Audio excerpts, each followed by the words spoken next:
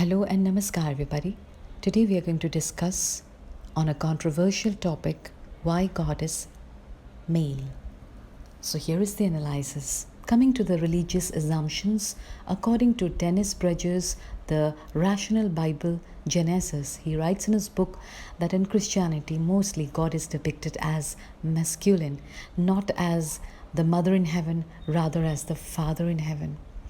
President Barack Obama, he says that children who grew up without a father are 5 times more likely to live in poverty and commit crime, 9 times more likely to drop out of school, and 20 times more likely to end up in prison. Commenting on that speech, Dr. Alvin Posua, a psychiatrist with Harvard Medical School, confirmed that these statistics, short videos, bigideas.com, the absence of fathers corresponds with a host of social ills, including dropping out of school and serving time in jail.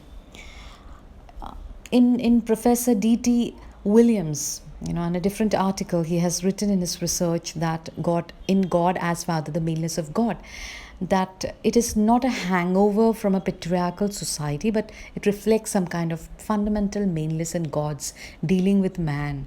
It's kind of a redemption, and the maleness of Christ is also, it's not only cultural, it is theological. So it does not demean the status of women, but rather it demasculinizes God. The pressure is there to reduce that masculinity in God. Then, talking about the gender of God, it has been found that it is mostly an allegorical reference. And in Hinduism, especially when we talk about the Shakti traditions, then there we have God is mostly conceived as the female deity. In Rig Veda, the absolute or Brahmana, which we attribute as Brahmana, the absolute power, has male attributes. If you have read the Rig Veda, you will know that all are masculine connotations. In Bhakti tradition, we see God as both male and female. For example, the Ardhanarishvara, avatar of half Shiva and half Parvati. That is an example. In Islam, also there is, there is no such confirmation about God being male, but there is a projection. It is genderless.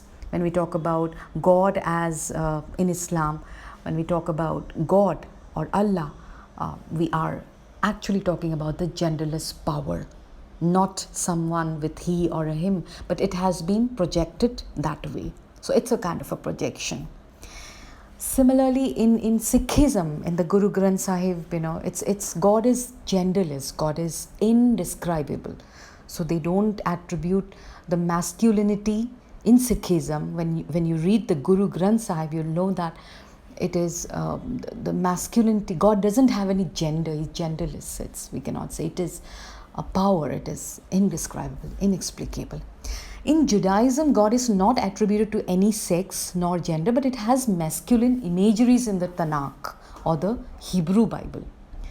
So in the conclusion, we find that since the self is a manifestation of reality, we tend to associate our self-realization with divinity. In order to connect the metaphysical with the physical and material, we tend to choose God as matter. When we make God a matter, we designate gender. From our spiritual eyes, we see God as he, she, both, none, or all.